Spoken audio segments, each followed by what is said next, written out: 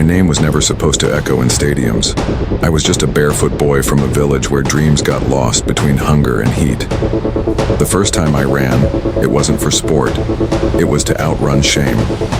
They said I was too poor, too wild, too invisible.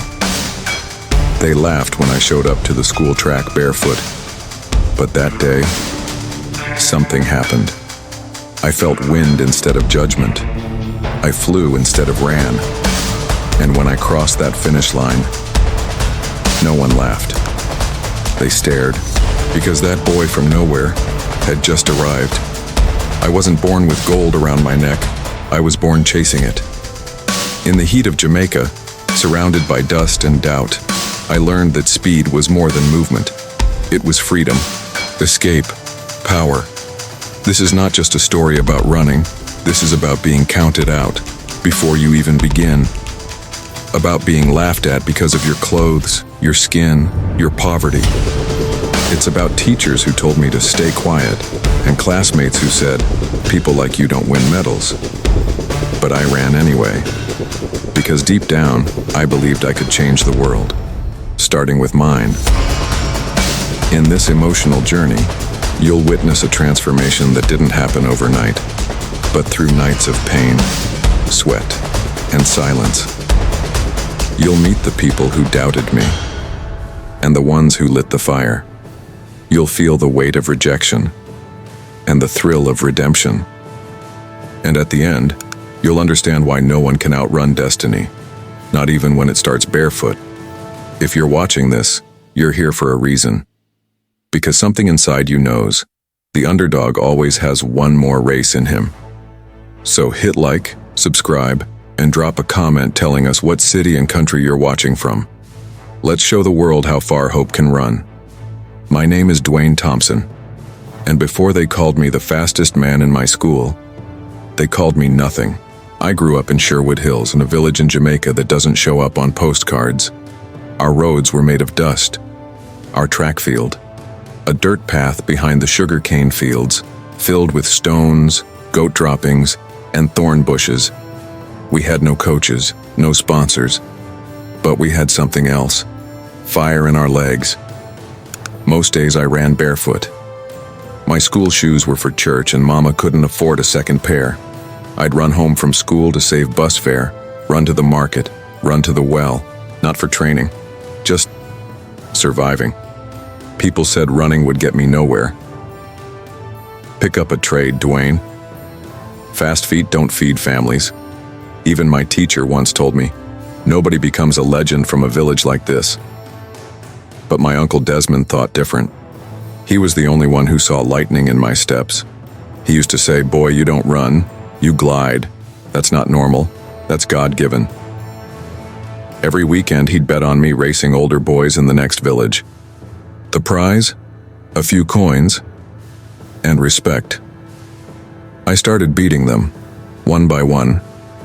Then one day I beat a boy 4 years older than me, a regional champ with real spikes on his feet. Word spread like fire, and that's when everything started to change. That Monday at school I walked in expecting praise, applause maybe, but instead I found silence. No one said a word. They didn't clap, they didn't smile. They stared. Then Zeke, the local favorite, the boy with Nike shoes and a coach from Kingston, stood up and said loud enough for everyone to hear, one lucky run doesn't make you an athlete. You're still just a barefoot bush boy. The class laughed. Even my teacher smirked. That night I sat outside with Uncle Desmond. I didn't say much. He lit a cigarette, looked at me and said, you want to run for applause or to be remembered? I didn't answer. I didn't need to. The next morning I woke up before the sun. While others slept, I ran laps around the village barefoot, sweat stinging my eyes, lungs burning. I imagined Zeke's voice every time I got tired. Every rock I dodged was a step closer to silence that laughter. By the end of the week, I was faster, sharper, meaner. But what I didn't know was someone had been watching. Coach Amani, a former sprinter turned school scout, had seen one of my village races while visiting her sister. She tracked me down, came to my school, asked to speak to me privately. I thought it was a joke. But when I walked into the staff room, she looked at me and said, "I've seen raw speed before, but what you have is different. It's not just speed, it's fury."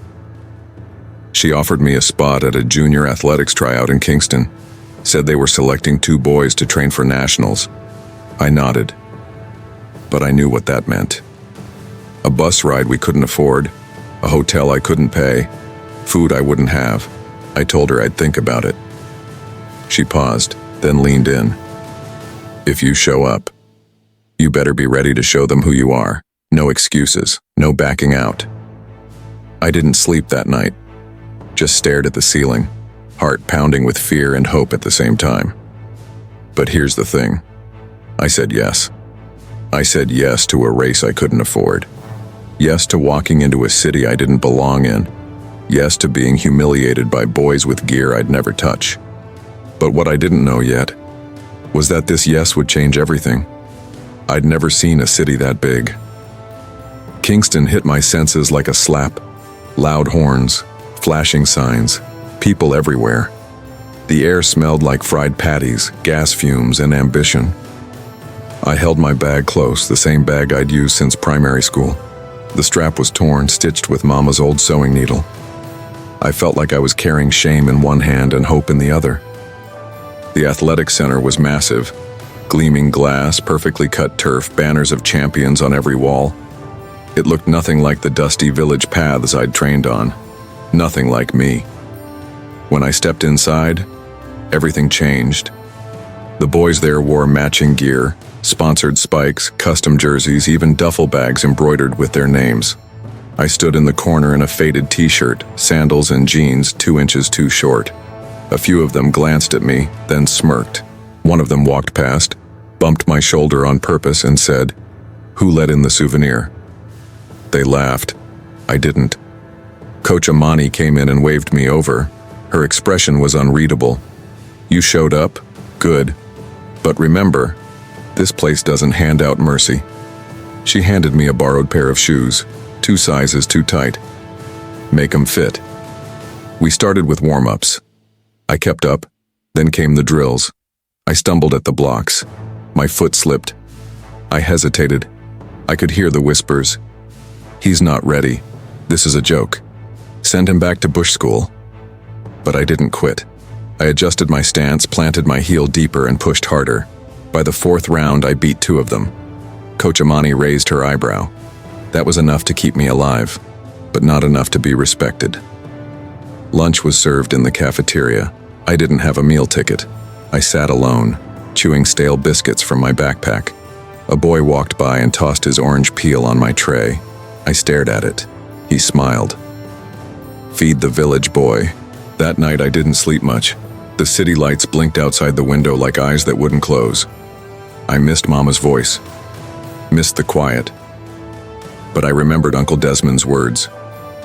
"You want to be remembered or just clapped for?" So I got up. Again. Before dawn, I found an alley behind the dorms and sprinted. Short bursts. No coach. No claps. Just me and the wind. The next day was qualifying. 3 heats. Fastest times move on. I was in heat 1 and with every favorite from the national rankings. As I walked to the track, I heard someone say, "This one's over, we already know who's last." I didn't respond. I just crouched, eyes forward, lungs tight. The gun went off. I exploded, not perfectly, but violently. I felt the track under me like it was part of my body. Each step screamed, my arms pumped, my heart roared. I crossed the line 3rd. Enough to advance. They didn't clap, but they looked. For the first time, they looked. In the locker room, Zaire, the top-ranked sprinter, approached me. He leaned in close. "Don't get comfortable. This ain't charity. Next round, I'll remind them why you people don't belong here." I didn't reply, but deep down, I promised myself, "You'll remember me." That evening, Coach Amani pulled me aside. "You've got raw fire, but your technique's a mess. You want this for real?" I nodded. "Then meet me at 5 a.m. We'll fix it." She walked away. And just like that, I had my first coach. But what I didn't know was that she wasn't the only one watching me anymore. People think the first real loss of an athlete comes from a race. But that's not true. Mine came in a hallway, behind closed doors, with no gunshot, no cheers, no medal waiting at the end. Just silence. The kind that tells you, this ain't about speed anymore. Let me explain. It was regional selection day. All of us who made it through qualifiers had one more hurdle. A final showcase to determine who would represent Jamaica at the Junior Caribbean Trials. The dream, the launch pad. If you got that spot, scouts watched, sponsors noticed, newspapers printed your name. I was running my best times ever. Coach Amani had helped me shave half a second off my 100M. She was calling me a storm in sneakers. But Zaire, the golden boy of Kingston, was still faster, clean, efficient, and backed by a last name that opened every door. We weren't just racing legs anymore. We were racing lineage. The morning of the trials, I taped my shoes. Again. They were splitting at the soles, but they were the only pair I had. In the locker room, Zaire brushed past me, sprayed something expensive in the air, and said loud enough for everyone to hear, "You can't outrun poverty, bro." Nobody laughed, but nobody stopped him either. On the track, I crouched at the block and closed my eyes. One shot, one chance. Make them see you. The gun cracked. I flew. Something clicked. My stride opened like never before. I felt like wind, like lightning. I didn't just win the heat. I destroyed it. Timekeeper said I set the fastest mark of the day so far. For 5 seconds, I was weightless. Then Coach Amani ran toward me, face tight. "Dwayne, come with me. Now." I followed her into the hallway, still panting, heart racing. Waiting there was Mr. Hargrove, head of selection. He held a clipboard. Didn't look up when he spoke. "Dwayne Chambers, you've been disqualified." I blinked. "What?" He finally met my eyes. "Improper equipment. Shoes don't meet regulation. Section 3.7. All runners must wear certified footwear. Yours are non-compliant." I looked down. Same shoes I'd worn in all the other races. Same shoes I'd won in. Coach Amani snapped. "That's ridiculous. You never enforced that rule before."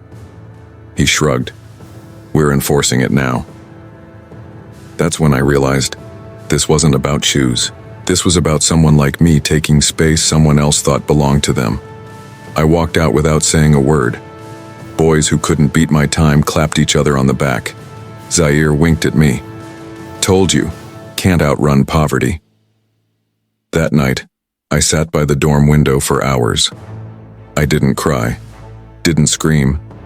I just sat there, replaying the moment over and over. Coach Amani came in later, placed a paper bag next to me and said, "Those are regulation shoes, for next time. But first, get up."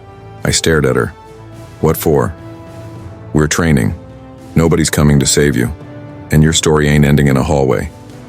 The next morning, I got up before the sun. I laced up the new shoes. They didn't feel like mine, but I ran anyway. I ran like the ground owed me answers. A week later, I received a letter in the mail. I thought it was another rejection. But it wasn't. It was an invite. An American scout had seen my heat time before the DQ. They wanted me to fly to Miami, try out for a US-based youth athletics camp. I held the letter like it was gold. But I also knew America didn't mean freedom. It meant another fight, another layer of doubt, another system built to keep kids like me in the background. Still, I folded the letter, placed it under my pillow and whispered, "If they don't want to see me run here, I'll make sure the world watches me run there." When I arrived in Miami, I thought I had already faced the worst kind of judgment. I thought I had outrun it back home in the hills of Jamaica, where poverty clings to you like heat, and people smile while counting the ways you'll never make it. But what I didn't expect was the kind of judgment that wore polished shoes and asked you where your accent was from with a grin that wasn't really a question. The sports academy was pristine, like a different planet. White marble floors, glass doors, electronic wristbands, bottled electrolyte drinks and vending machines that cost more than my entire lunch budget back home. I was assigned Dorm D6. The air conditioning hit like a punch to the chest, and the other boys, they hit in a different way. Not with fists, with glances, with words too smooth to call insults but sharp enough to draw blood. The head coach, Mr. Harlow, was a former Olympic trainer. Broad shoulders, gray crew cut, clipboard always under his arm. First time we met, he didn't ask my name. He just looked at my profile and said, "We'll see what the island boy can do." The other athletes chuckled. One of them, Preston, made a little goat noise every time I walked by. "Jamaican sprinter, huh? Let's see if you can outrun your visa." I laughed it off the first day, smiled the second. By the third, I wasn't smiling anymore. I started waking up before the others. I didn't want to eat with them, didn't want to train next to them. I just needed the track. That was the only place where I felt like myself, where the lanes didn't care about my accent, my shoes, or the way I looked at the world. I ran until my chest burned. I ran until the early morning dew soaked my socks. I ran because in motion, no one could pin me down. During drills, Coach Harlow watched with arms crossed. He never gave feedback, never nodded, never even looked impressed. One day after sprints, he finally walked over and said, "Fast legs, slow mind. You're reacting too late off the gun." I wanted to tell him I never had a real starting gun, that in Jamaica, we ran when the coach clapped his hands or just yelled go, but I bit my tongue. Instead, I went back to the track after curfew and practiced reacting to my own heartbeat. Then came the qualifier scrimmage. The top runners from each group were competing head-to-head in a time trial to determine who would represent the academy in an upcoming national youth meet. I was placed in lane 7. Preston was in lane 4. Right before we lined up, he turned to me and said, "Don't worry, island boy. You can always drive the van if this running thing doesn't work out." I smiled this time, not because it was funny, but because I knew something he didn't. The gun went off. I exploded forward, arms tight, knees high. I didn't look left or right, just forward, just freedom.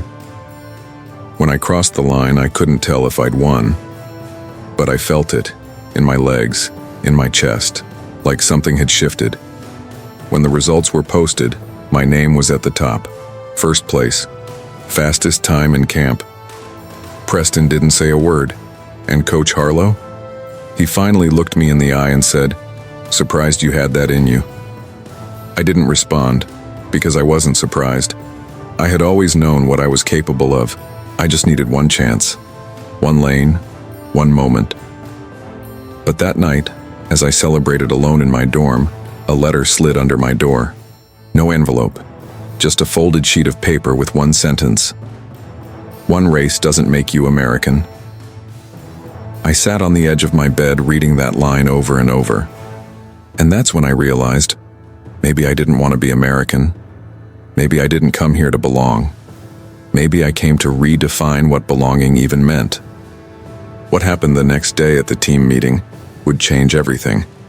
They say silence speaks volumes, but nothing was louder than the way they all looked at me the next morning. I walked into the team meeting room, still sweaty from an extra session on the track. Everyone else had just rolled out of bed, hair messy, eyes half shut. But all of them turned when I walked in, not because I was early, but because I was becoming a problem they hadn't planned for. Coach Harlow stood near the whiteboard, arms folded. He didn't speak for a while, just stared at me with this unreadable expression.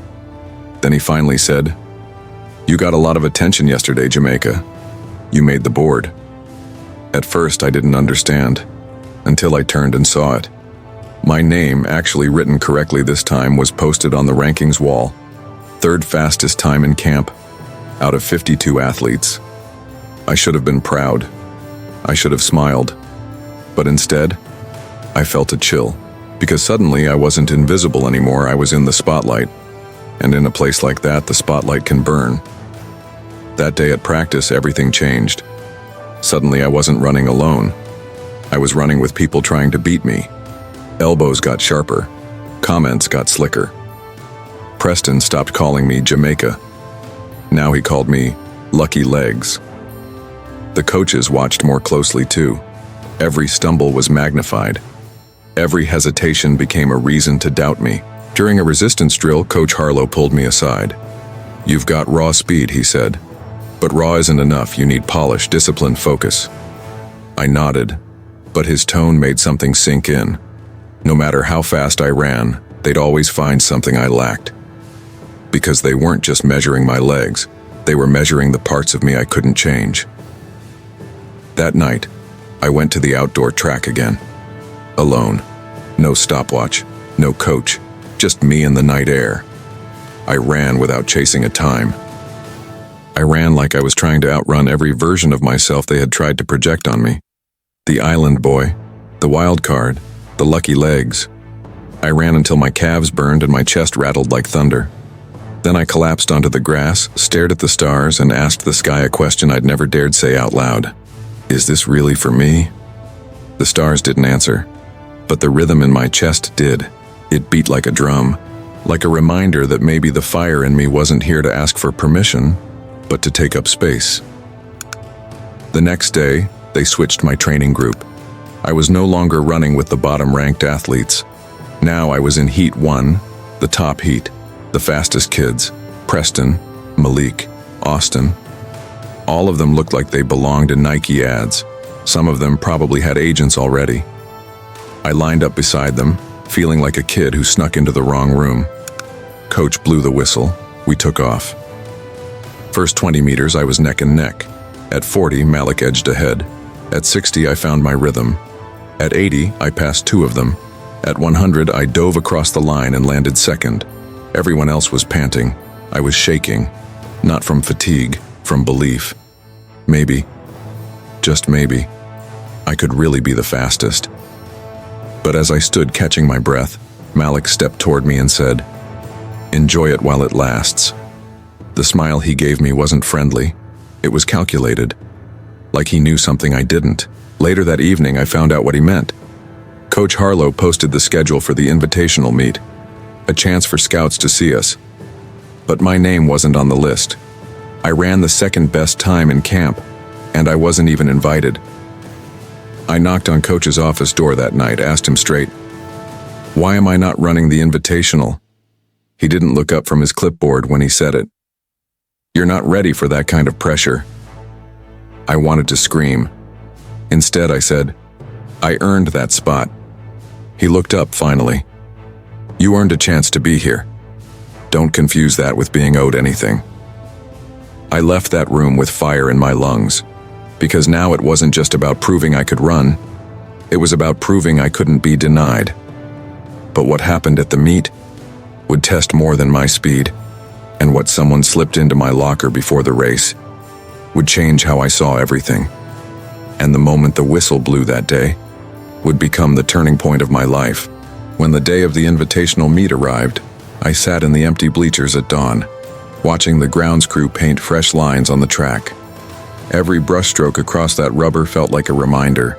I was still on the outside looking in. I wasn't supposed to be here, I wasn't even on the list. But something inside me refused to leave. I knew what I had in me. I had fire. I had hunger. What I didn't have was permission. Then I heard footsteps. Fast, light, deliberate. Coach Bryant, one of the assistant trainers, jogged up the stairs and handed me a folded piece of paper. "You didn't get this from me," he said, then walked off. Inside was a revised heat sheet for the meet. My name was scribbled into lane 8. A last-minute scratch from another runner had opened a spot. I wasn't officially invited, but I had a lane. One shot. No warm-up, no heads-up, just a lane. I went to the locker room, heart pounding like it was trying to tear out of my chest. That's when I saw it. A pair of spikes on the bench, my spikes. But something was wrong. The laces were cut, slashed straight through like someone had taken scissors to them. And inside the shoe, a piece of paper with a message scribbled in thick black marker. "Stay in your lane, island boy." For a moment I froze. Everything in me wanted to scream, to throw something, to run away and pretend I never even came. But then I remembered my mother's voice from years ago. When they try to keep you small, that's when you get loud. I tied the shoes anyway, without laces, tightened them with tape, stepped onto the track barefoot for my warm-up. No music, no crowd yet, just the feeling of rubber under my soles and rage in my lungs. When my heat was announced, I jogged to lane 8 like I belonged there. The other runners glanced over, confused. One even laughed. "Isn't that the bench warmer?" someone whispered. I didn't look. I didn't respond. I just stared straight down my lane like it led to something bigger than a finish line. The gun went off, and I exploded. First 10 meters, I stayed low, drove through every inch. By 30 meters, I was neck and neck. At 50, I felt something different. It wasn't just speed, it was release. Like every insult, every cut lace, every ignored effort was burning off behind me like jet fuel. At 70 meters, I passed the favorite. At 90, I could hear the crowd shift, voices rising. And when I crossed that finish line, everything went silent. Not because no one was watching, but because everyone was stunned. I had just set the fastest time of the entire day.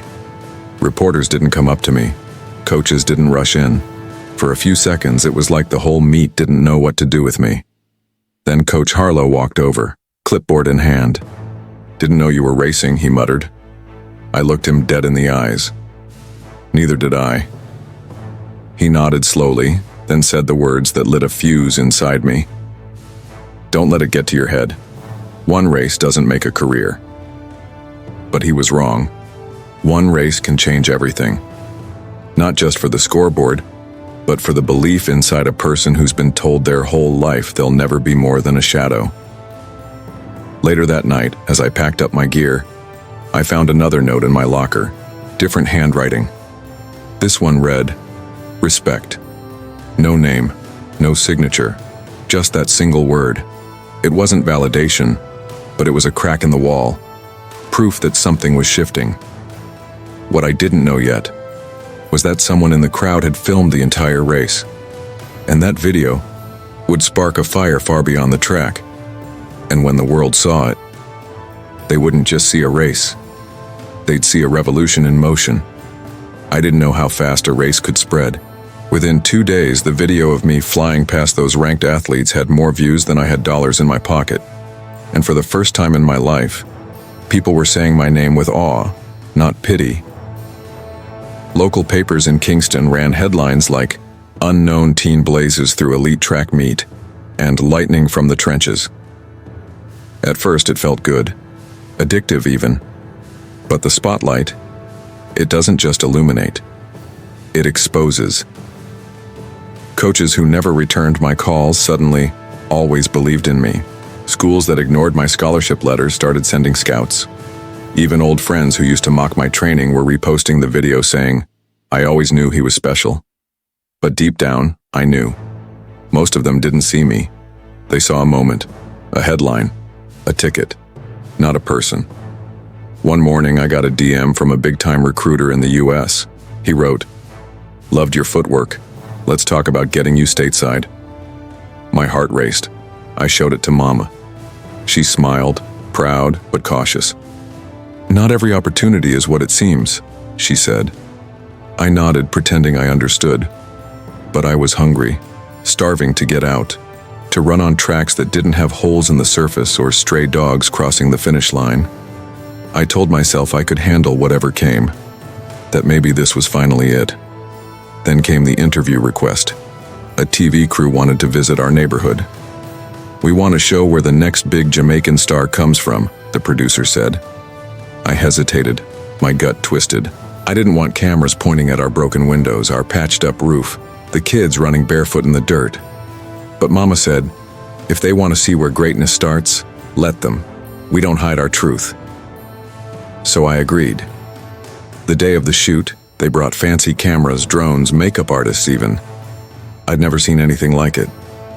I wore my cleanest shirt and tried to act like it was normal. But when the segment aired, it wasn't what I expected. They didn't show me training. They showed my cracked front step, They didn't talk about my discipline, they focused on the rust on our gate. The voiceover called me the rags to riches dream, like I was just another poverty story people could cry over before switching channels. That night I turned off my phone. I didn't want to be a symbol. I wanted to be a runner, not a sob story. But the next morning, I woke up to even more messages. This time, they weren't all praise. Some were different. She'll never last in the real circuit. Cute story, but wait till he runs against real competition. He's fast because he's desperate.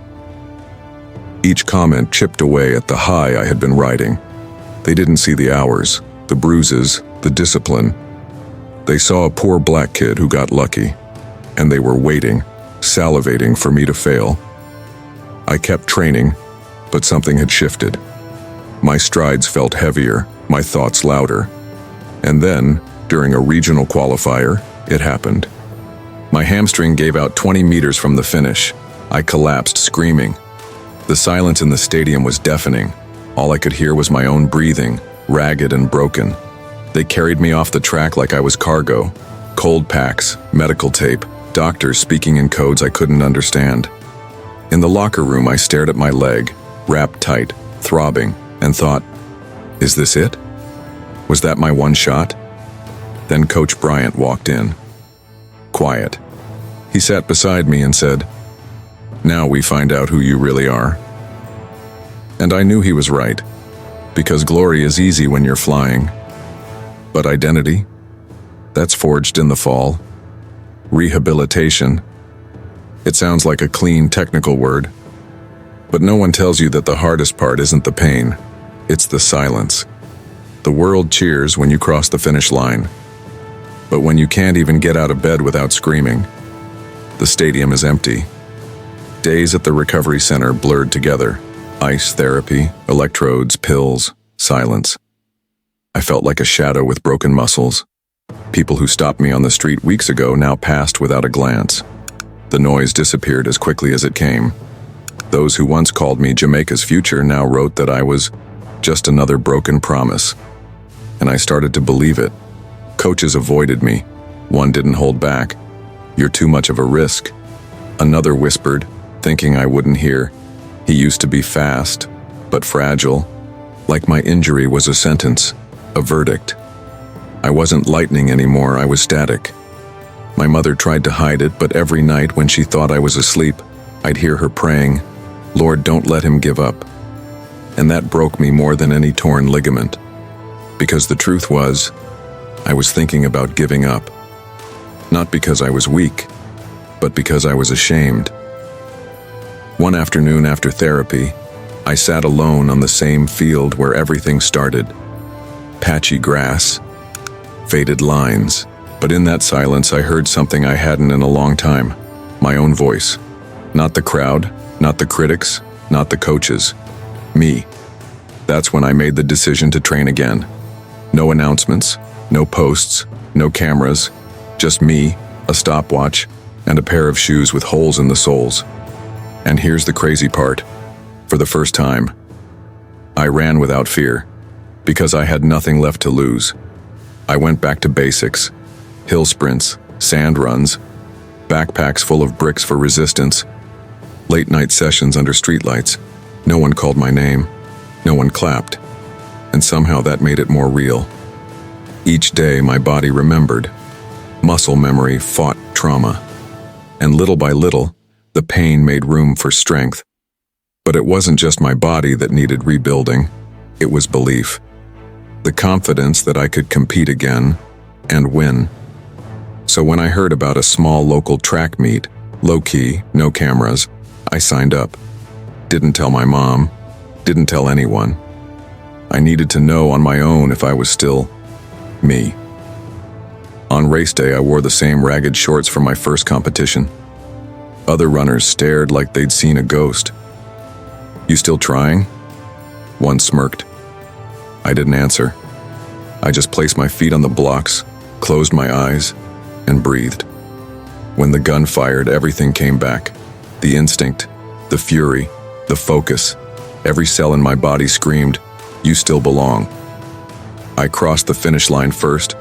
No crowd, no headlines.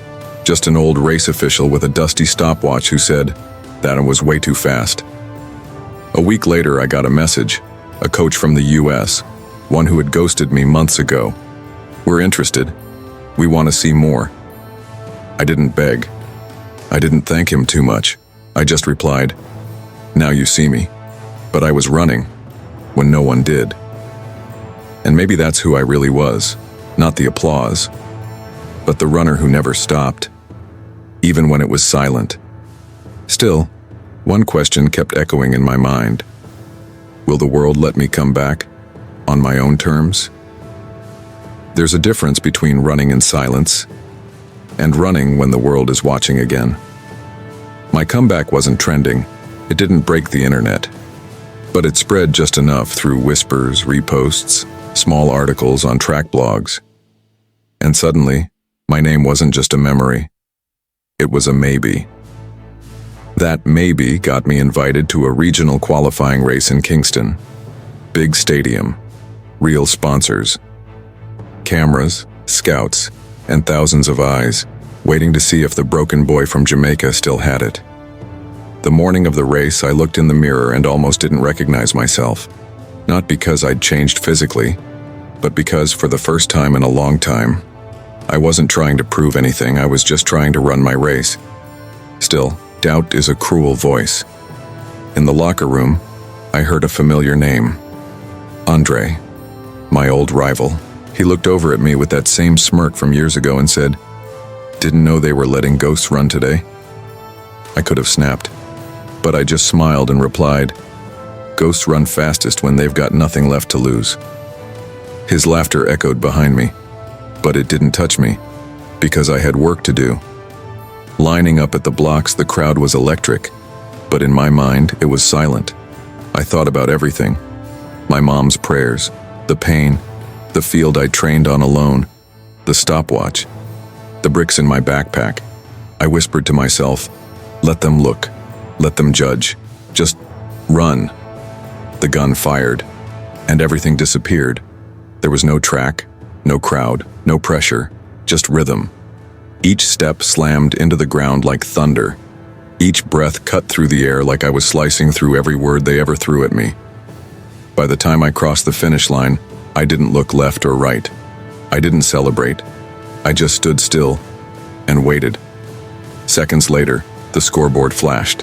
First place, new personal record. Sub 10. The crowd erupted, but I didn't hear them. All I heard was my heart telling me, "You're back." Not because they allowed it, because you earned it. Reporters swarmed. One asked, "How does it feel to finally prove everyone wrong?" I looked at her and said, "I didn't come here to prove anyone wrong. I came to remember who I was, before they tried to rewrite me."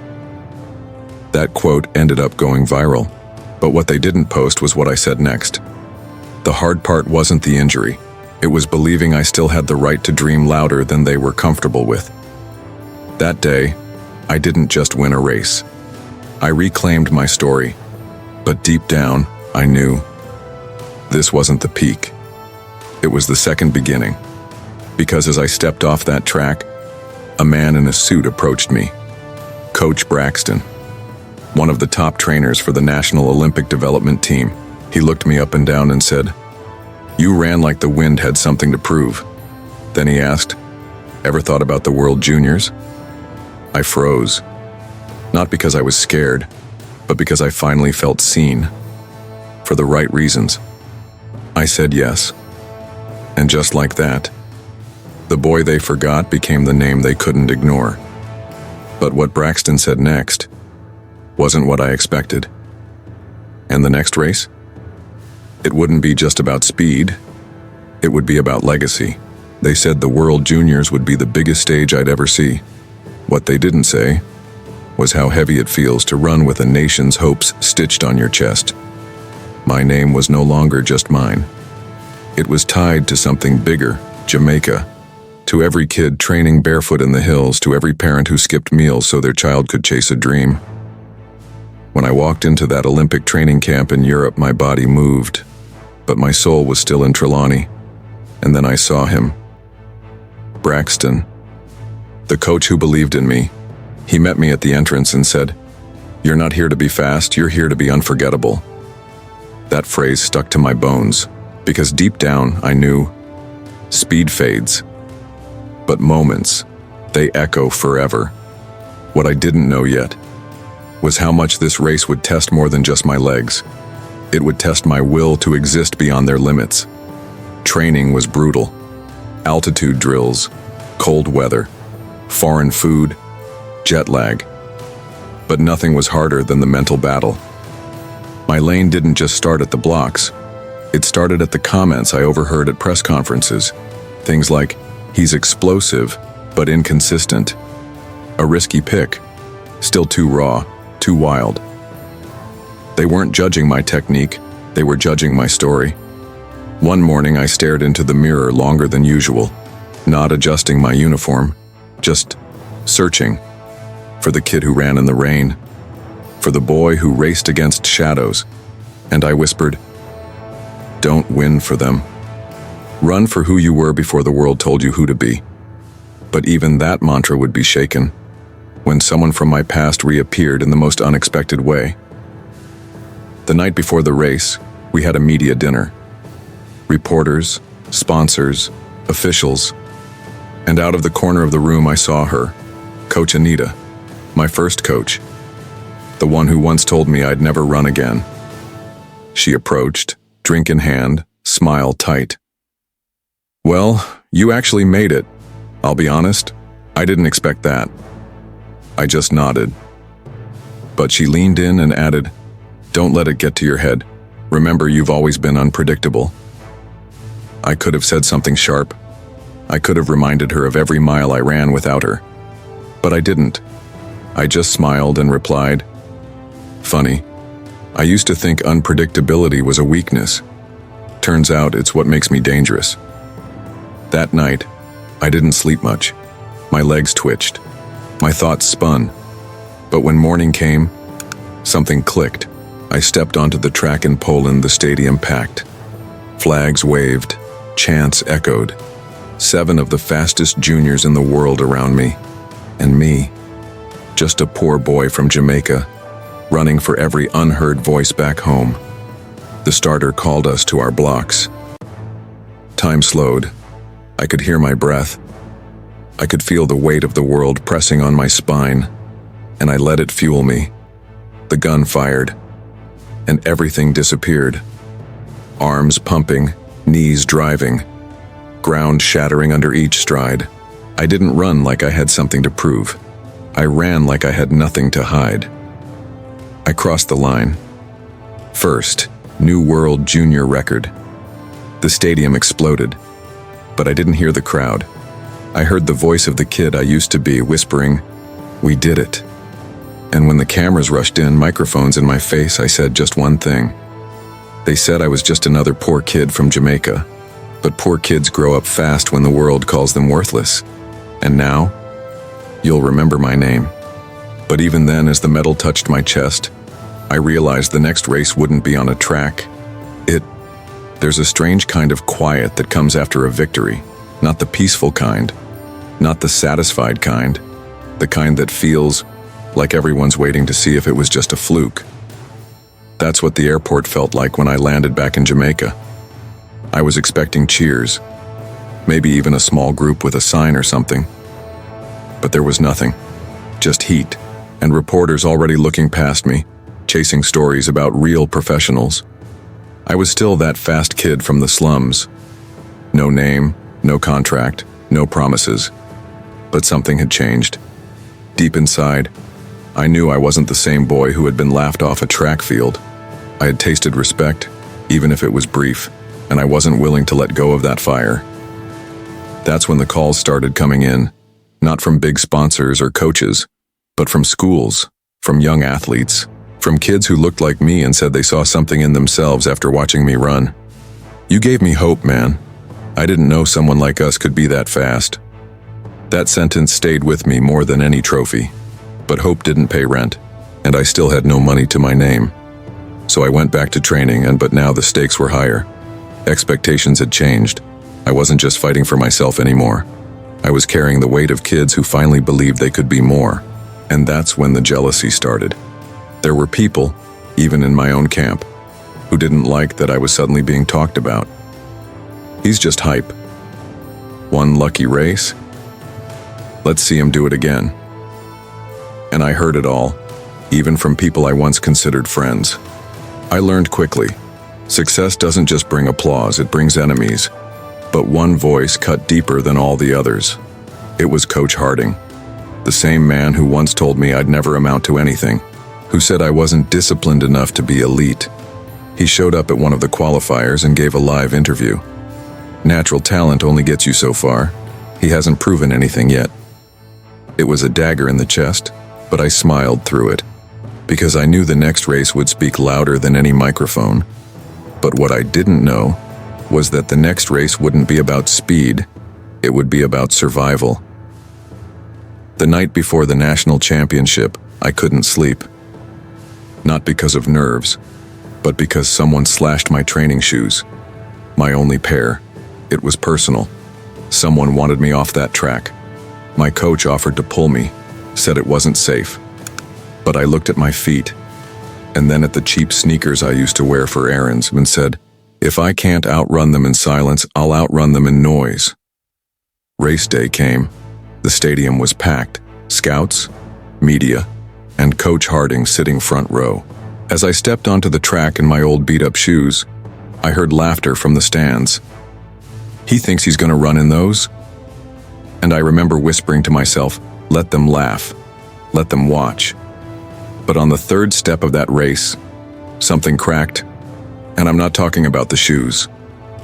I felt it in my calf. A tightness, then a sting. A warning sign I chose to ignore. I pushed harder. The world blurred. Faces became noise. I wasn't running for the crowd. I was running for every kid who ever doubted themselves. Halfway through, I was leading. Then, I stumbled. The left shoe had ripped halfway open. My toes were scraping the ground. Pain shot through my leg, but I didn't stop. I couldn't. And when I crossed the finish line, second place, the stadium didn't cheer. It gasped, because they saw something else. I didn't win gold. I earned something louder, respect. Even Harding stood up, not to applaud, but because he knew I had taken everything they threw at me, and still ran through it. But what came after that race would be the real test of everything I stood for, would be against everything that came after. People thought the race ended on the track, but they were wrong. It ended months later, when I walked into a boardroom in Kingston, wearing the same tattered shoes from the race they mocked. The same shoes that carried me through pain, doubt, sabotage, and still made them remember my name. This time I wasn't there to ask for help. I was there with a proposal, a plan to launch a youth running program for kids who couldn't afford real shoes, who had the speed, but no support, who had the fire, but no fuel. We've seen plenty of fast kids, one of the executives said. Why should we believe this will work? I took the shoes out of my bag, set them on the table, and said, because I ran the hardest race of my life in these, and I didn't just finish, I inspired hundreds of kids to start. That room went silent, the kind of silence that didn't feel empty anymore. It felt heard. But that wasn't the end of my fight. That was just the start of something bigger than me. A few weeks later, I was invited to speak at a high school. Not just any school, the one that told me I wasn't material for the track team back when I was 13. The same hallway, the same gym. But this time, I wasn't there as a rejected student. I was there as a national champion. Some of you don't believe you can win. I didn't either. I didn't have the gear, the training, or even the respect, but I ran anyway. And one kid raised his hand and said, but what if they laugh at us? I paused, because I remembered that feeling, being the punchline before the starting line. Let them laugh, I said. then make sure they never forget the sound of your victory. What happened next? I never saw coming. But it proved that running fast was never the real victory. Months passed. The program grew. Media outlets started picking it up. From poverty to podium, they called it. Kids from across Jamaica, and even other islands, started writing letters. But one letter hit me hard. It was from a girl in St. Thomas. I don't have running shoes. I don't have a track, but I have legs, and I want to fly like you. That line broke me. So I traveled there. I met her. I saw where she trained. A dirt path behind her school with broken bottles and no lanes. She ran barefoot. She was fast. And I made a decision. I'm going to fund the first public training center in her parish. Not for medals, not for news, for her, for the next generation. But just as my story was reaching hearts, someone tried to rewrite it. An article came out. A major outlet ran a headline, "From the Ghetto to Gold, a lucky break or strategic marketing?" They questioned my background, said I exaggerated, claimed my story was too clean to be real. It stung. Not because they doubted me, but because they doubted the pain that built me. So I responded, not with words, but with action. I invited the journalist to one of our training sessions, made him watch a dozen kids run with cracked soles and eyes full of fire. Then I walked up to him, handed him a stopwatch and said, "You want the truth? Time them. They'll show you everything you missed." He never published another hit piece again. Instead, he became a donor. I may never hold a world record. I may never have a mansion or $1 million shoe deal. But I have something no medal could ever give me. I became the race they tried to stop. And I became the finish line that others now run toward. Because being too poor, too black, or too unknown was never a limitation. It was my launch pad. And now, I don't run for gold. I run so others know they can start. Before you go, ask yourself, are you still running away from your limit, or finally running towards your potential?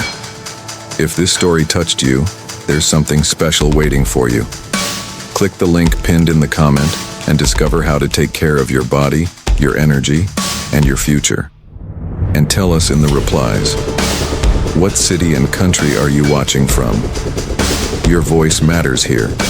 Your story matters. Don't forget to subscribe, like, and share this story with someone who needs to hear it. More real and impactful stories are coming. Be here when they're released.